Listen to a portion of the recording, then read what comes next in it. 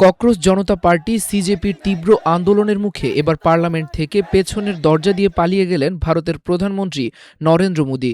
ভারতীয় সংবাদ মাধ্যম হিন্দুস্তান টাইমস বাংলার এক প্রতিবেদনে এমন দাবি করা হয়েছে।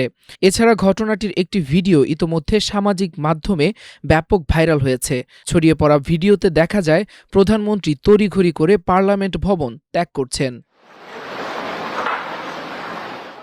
ভারতের মেডিকেল ভর্তি পরীক্ষায় ব্যাপক অনিয়মের অভিযোগ, শিক্ষামন্ত্রীর পদত্যাগের দাবি এবং শিক্ষা ব্যবস্থা সংস্কারের দাবিতে ককরোচ জনতা পার্টির ডাকা চলো সংসদ কর্মসূচিকে ঘিরে কার্যত অচল হয়ে পড়ে ভারতের রাজধানী দিল্লি। সংসদের বর্ষাকালীন অধিবেশন চলাকালেই হাজার হাজার বিক্ষোভকারী সংসদ ভবনের মূল ফটকের সামনে জড়ো হয়ে বিক্ষোভ শুরু করেন। পরিস্থিতি দ্রুত এমন পর্যায়ে পৌঁছে যায় যে নিরাপত্তা বাহিনীর সঙ্গে আন্দোলনকারীদের একের পর এক সংঘর্ষের ঘটনা ঘটতে থাকে।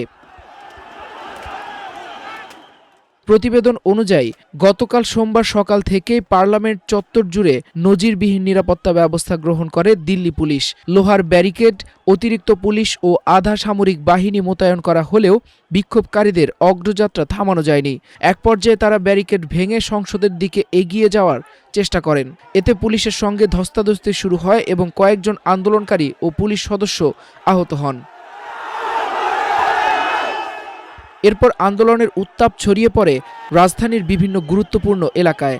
কনট প্লেস, শাস্ত্রী ভবন, রেল ভবন, কনস্টিটিউশন ক্লাব এবং রিজার্ভ ব্যাংক অব ইন্ডিয়ার সামনে ভিআইপি জোন, প্রায় সব জায়গাতেই উত্তেজনা ছড়িয়ে পড়ে। দিল্লি পুলিশ জানায়, সংসদ এলাকা, যন্তর মন্তর এবং আশপাশের গুরুত্বপূর্ণ সরকারি ভবনের নিরাপত্তায় প্রায় ৩,০০০ পুলিশ সদস্য ও র্যাপিড অ্যাকশন ফোর্স মোতায়েন ছিল। কয়েক স্তরের নিরাপত্তা বলয় গড়ে তোলা হলেও মূলত শিক্ষার্থী ও তরুণদের বিশাল এ জনসমাগম ঠেকানো সম্ভব হয়নি।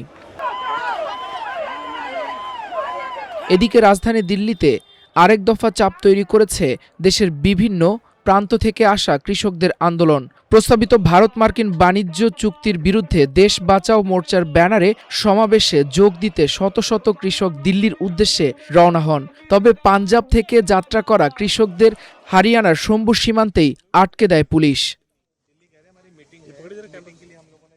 এদিকে ভারতীয় সংবাদ মাধ্যম এনডিটিভির প্রতিবেদনে জানানো হয়, সীমান্তে করা ব্যারিকেড ও নিরাপত্তা ব্যবস্থা দেখে অনেকেরই ২০২৪ সালের চলো দিল্লি 2 আন্দোলনের স্মৃতি ফিরে আসে। সে সময়ও কৃষকদের রাজধানীতে প্রবেশ ঠেকাতে কংক্রিটের ব্লক, লোহার পেরেক এবং একাধিক স্তরের ব্যারিকেড বসানো হয়েছিল।